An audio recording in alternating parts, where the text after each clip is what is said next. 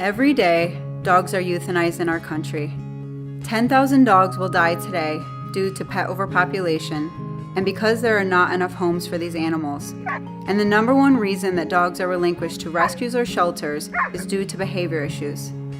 I began studying pets in society in college and learned about this tragic epidemic in our country.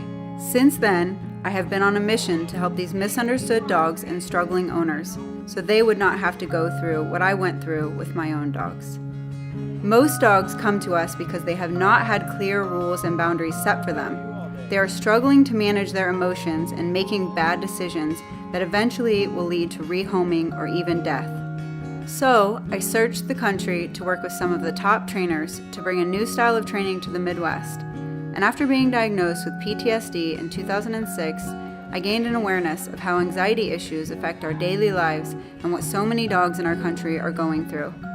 This is why we specialize in working with the most serious dog behavior issues, such as anxiety and aggression.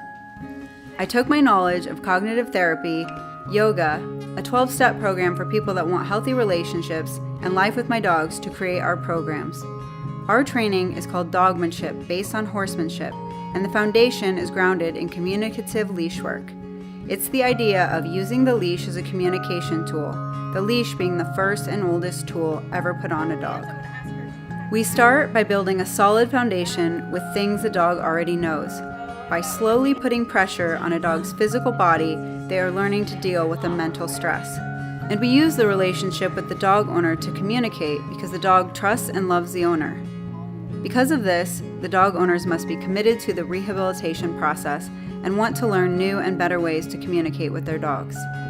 Once we teach the owner new ways to communicate from a place of mutual respect and love, the dog can understand expectations and get into a place of balance.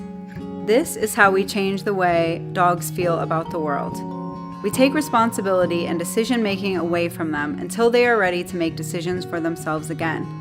We become the leaders they have always needed us to be. We trust the process as it unfolds, move at the dog's pace, and watch them transform. And this is true rehabilitation. It doesn't mean the dog is fixed. It means they are back to a place of peace and balance. It means that owners will have to be mindful that there are areas of weakness within their dog, just as there are areas of weakness within us.